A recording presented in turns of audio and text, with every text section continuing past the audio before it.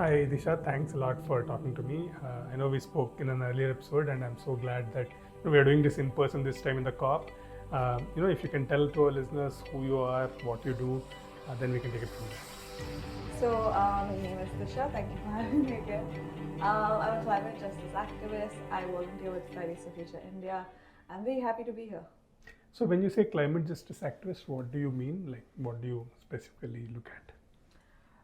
So for me, it's a lot of things because I do activism work with my local group in Bangalore and also across Karnataka because we work in different regions. And we also focus on national policies in India. And I'm personally involved with a lot of international work as well.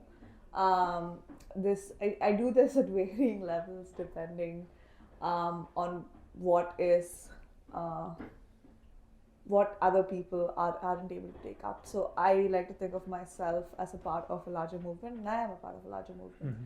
So if there is work being done on a segment that I'm not needed in, I'd rather not, because there is a lot to do in climate. Yeah. And it's really important that as a movement we divide ourselves amongst different issues that are happening. So, what are you doing here at the COP? I know you're doing a lot of press conferences, you're doing events. What are those about, and what exactly are you trying to get here? So for me personally, I've been tracking some negotiations. I have a special focus on the global goals on adaptation. Oh, nice. Yeah, which isn't making a lot of progress at the moment, unfortunately. Yes. But I've also been tracking loss and damage because it's been a huge thing at this COP and at the previous COP. And we had some wins this time, which is very nice to see. For me personally, I'm also involved with a network called Angry. It is an alliance of non-governmental radical youth. We're launching to be a sub-constituency in the youth constituency. I'm working there to essentially create the first youth-led fall solutions manifesto. Oh, nice. That sounds interesting. This year, I've been hearing a lot about increased youth involvement in the negotiations. Yeah.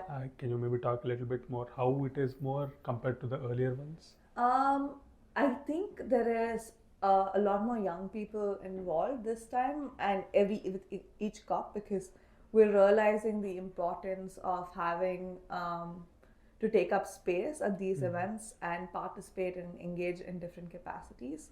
And we've been able to teach ourselves how to track the language around negotiations, how to understand them, and what they mean for our countries back home and for different communities back home. And that's one of the reasons we're here to put pressure on and hold governments and authorities accountable for what they're saying at these events.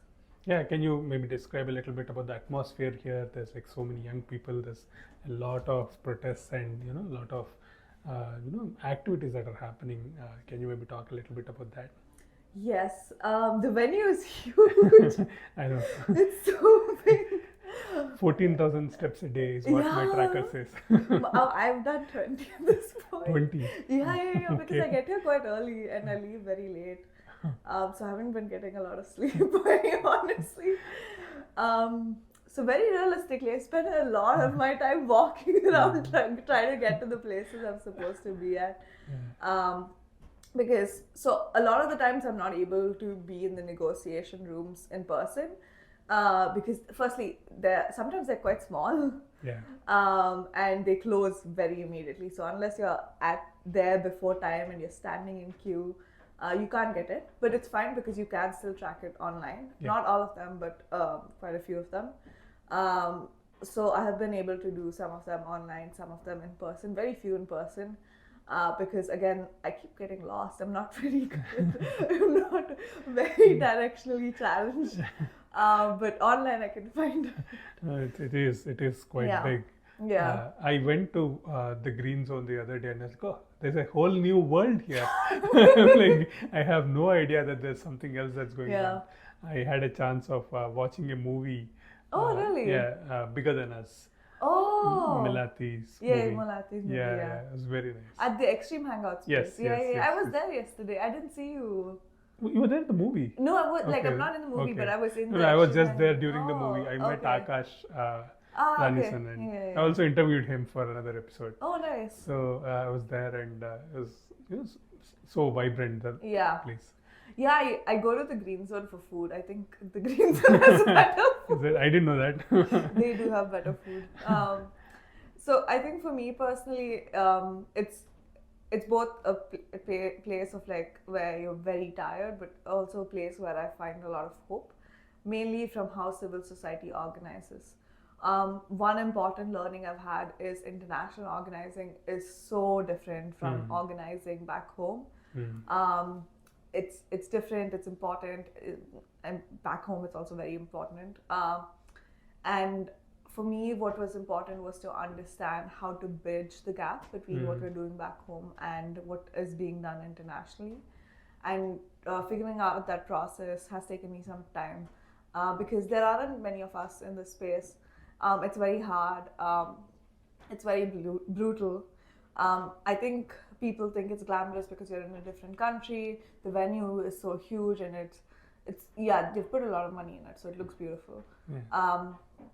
But personally, the truth behind these conferences is that I've hardly slept. I've like slept 4 hours a day because it ends like the negotiations end so late into the night. You're trying to track them, trying to understand them, consulting other people to get what you like, understand what you don't understand, understand what people back home think about it, and all of that. The coordination and all of it takes time and a lot of energy. It's not glamorous at all. I don't even know what Dubai looks like. I have not seen Dubai at all because straight from the hotel to the venue and back. So, and that is the truth for a lot of these conferences. I've forgotten meals so many times. Sometimes the first meal I've had in a day is like at 5 p.m. Oh my god.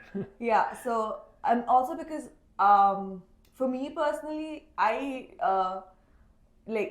don't know many other Indian activists tracking negotiations. So I feel like very alone too, and for me like to do this with a team back home, it's very hard because you're also in different time zones. Yeah.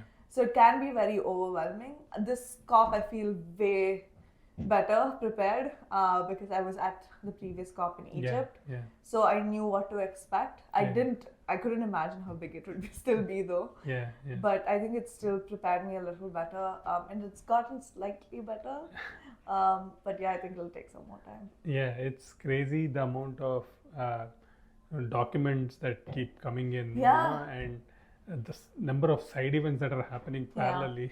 So I was telling someone recently that usually in India in conferences there are sometimes breakout rooms where you have like 4 events happening, and you feel like there are 4. How do you keep missing? Here you miss everything. Yeah.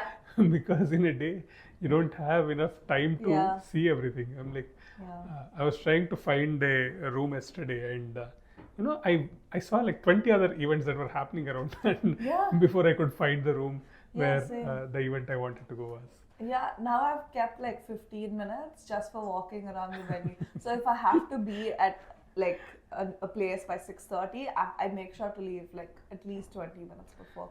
Otherwise, you're going to be late. Yeah. I've been late to so many of my morning things because I didn't anticipate the queues on the first few like days, and I was stuck in the queue for like 2 hours sometimes. So yeah. What are some of the other issues that you feel youth activists here who are facing at the COP? I think just the accessibility to these spaces, and I think thirdly the glamorization of the space. Because it's so glamorized, it again becomes increasingly hard to get here. And there's like a question of why do youth activists have to come here? And it's really hard for young people to convince someone else that, hey, we know what's happening, we've been studying, we've been doing our homework, and it's important for us to be present here. So for them to be like, yes, you can be a part of our delegation, we'll cover your flights, food, accommodation is quite hard. Firstly, because it's so ridiculously expensive. So the getting a badge, making sure someone has you as a part of their delegation is quite hard. And then being here physically and trying to go through spaces that is so technical in nature and trying to understand different positions.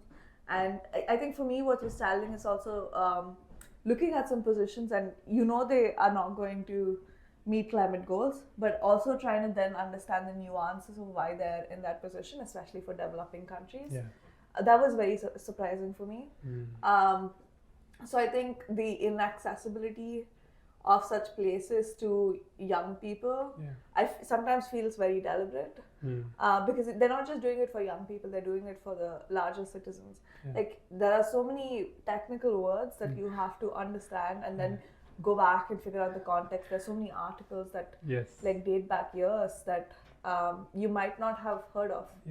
So these are things we've had to learn over time, and it has been very challenging. Yeah, no, I was also thinking that every year there also usually is a buzzword that keeps coming up, and you keep learning about it. Oh, okay, this is what is, and you hear that every I think last year it was net zero, or the year before, and this year you have stock take, you have global goal for reduction. Yeah, and every time they're like GST, I'm like, GST. I know.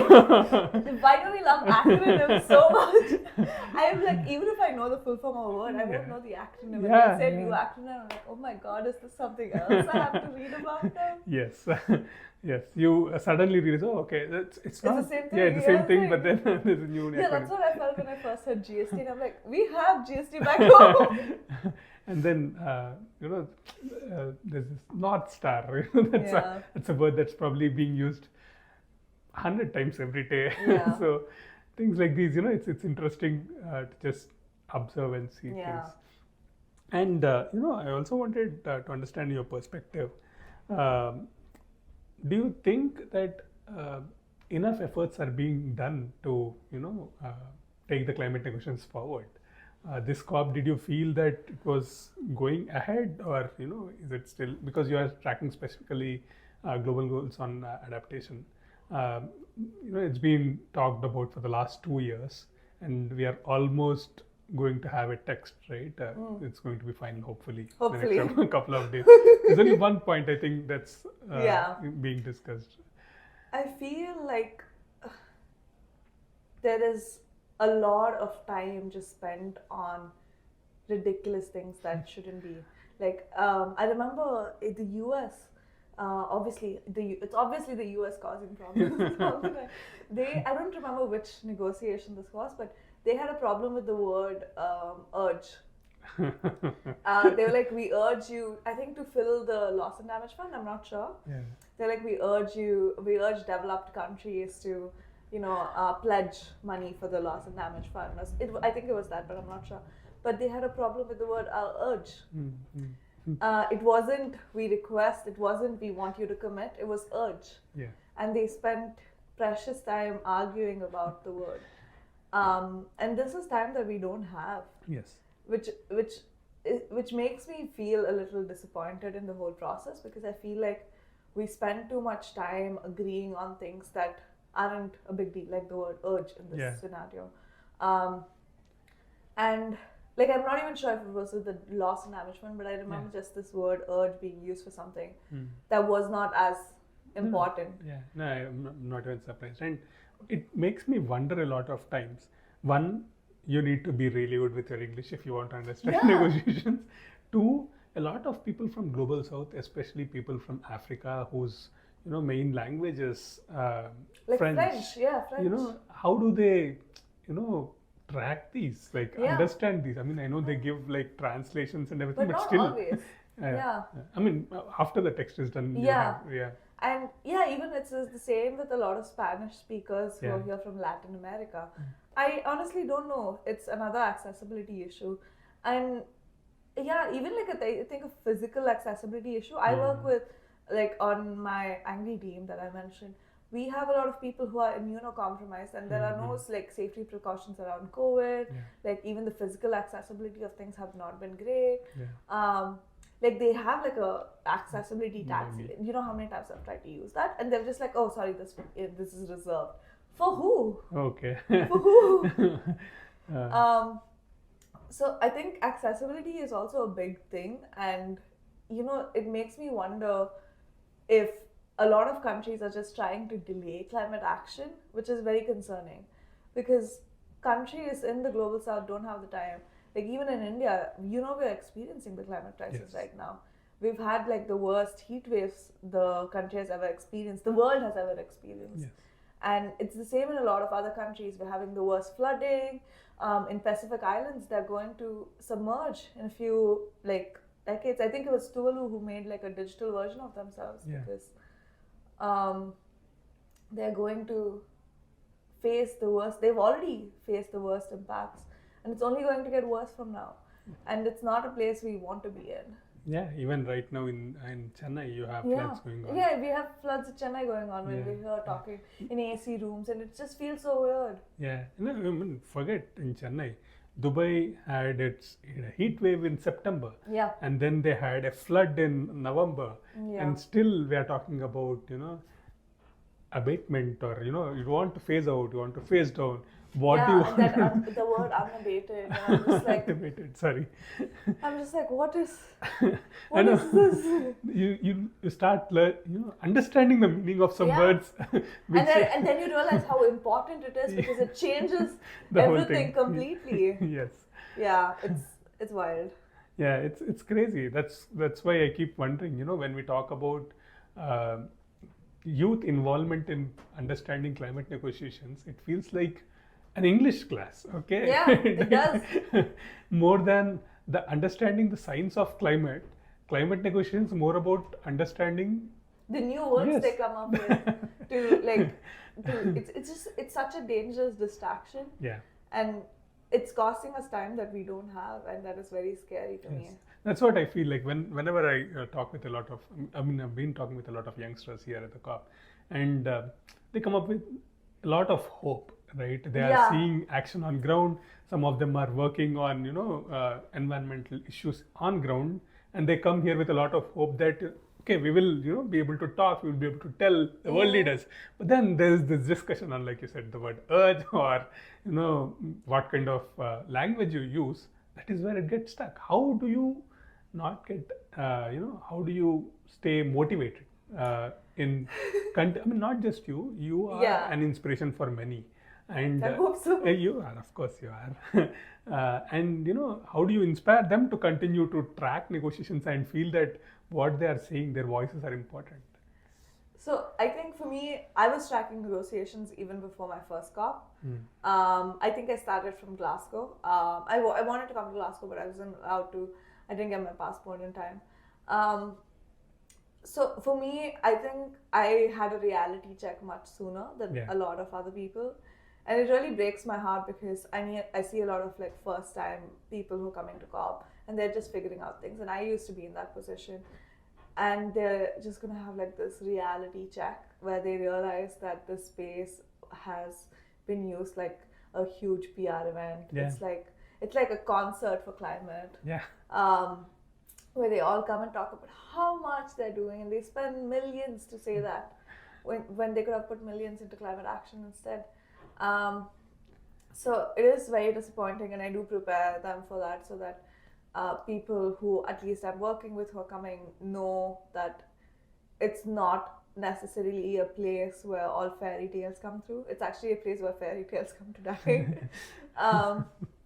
So it's really important to be prepared for that. And for me, I find a lot of hope in civil society organizing. It's completely different from back home, and but it's also like equally powerful. And I had to understand how they do it, and like also try to transfer that knowledge to people who are coming and starting out. And I find hope in that because we've pushed for a lot of things that are here today. Like the Loss and Damage Fund was created because of the strong civil society push it had for years. Yes. Dr. Salim, who passed away, he was one of the 4 front runners of pushing for the loss and for the creation of the fund. Yes. And it breaks my heart to see that he wasn't here when it was created. Because I think he would have celebrated that. Yeah. And for me, I derive hope from people like this because they've organized and they've showed us what to do. And since anything else you want to add? I think one thing that I have also read very thoroughly is about the Loss and Damage Fund. US, I hope they're embarrassed. I hope they're very embarrassed. 17.5 million for the fund is horrible. the fact that UAE, a developing country, pledged 100 million when they didn't have to, um, goes to show like how global south countries are leading climate action when they don't have to, but countries that have historical emissions like the US are embarrassing themselves, which is very sad because they have contributed billions, hundreds of billions for war in other countries, but they can't pledge a few million for climate action. It goes to show their priority, and it's very disappointing.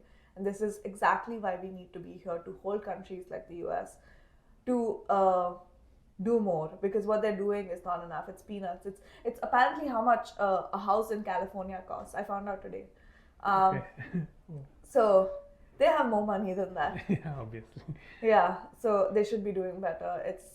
It's unacceptable. Yeah. And what do you hope comes out of this COP? Everyone asks me this, and I have too many hopes, and I'm being constantly heartbroken. For me, I want an accountability process, and I think the GST does that to some extent. So I want to see more progress on that, because we can have all the pledges, we can have all of this come together, but if there's no accountability mechanism, it falls through, and we desperately need that. Yeah, India is hoping to host the 2028 COP when we'll have the next round of GST. Yeah. So let's hope that this one goes well, so that we can continue to hold them accountable. Yeah, and I'm like, where will we host it? In Delhi? I'm not in November in Delhi. Yeah, imagine.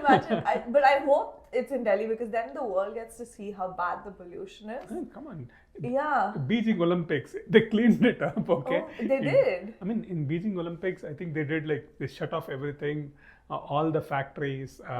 They shut off. Yeah, actually. They made sure that the world didn't see the true Beijing pollution that time. But I think it just goes to show how much work we need to do. Yeah. And how much global south countries are suffering. Like in Delhi, 1 in 3 people have lung diseases because of air pollution. Yes.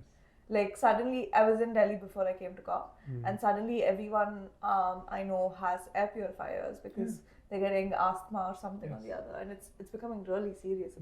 I don't know if I told you this. My daughter, we used to live in Delhi before. Yeah. She almost developed asthma. She was on steroids every day. Yeah. So we had to, move to Hyderabad because the doctor said that she will get asthma if you continue to live here. So I mean, we had air purifiers at home. Yeah. You can carry them in car, but then you don't know how much it actually works. Also, I don't think it does. But air purifier, you remove the filter out of it like every 2-3 days. You see, it's filled with dust. Compared to not just air purifiers, even air conditioners. Yeah. There's so much of pollution that you have in the filters. Yeah. In Hyderabad, I mean, comparatively, hardly any. So touch wood, my daughter has been, not been having any respiratory issues after moving to Hyderabad. I hope it stays that way. Yeah. Yeah. Even when I traveled to Delhi for 1 week, so I have a deviated septum. So I can have my nose gets blocked every evening, no matter where I am. But in Delhi, it's that throughout the day because the air is so bad. Yeah. I'm just breathing through my mouth, and it feels like I get like a sore throat. My throat gets messed up, and I'm like, this is bad. No one's supposed to live in these conditions. The AQI levels are way out of reach of what's recommended. The year that we were there during Diwali, it was 999 because the reading does not read beyond that. Oh wow! So we have no idea how bad it was. Yeah, I don't. And it gets bad in winter, no? It gets worse. Yeah, I do not like Delhi winters. Oh. Cool. Thanks a lot for talking to me. It was a pleasure finally meeting you. It was really nice to see you. I've met so many climate people here instead of India. It's super weird and ironic to me. I know. I mean, I think it's also because we don't really have a climate event in India. Yeah, and if we do, it's not like we are getting invited. Yes, they are being supported by big coal, but we are not invited. That's why we are not invited. Here we are. Yeah. Thank you so much.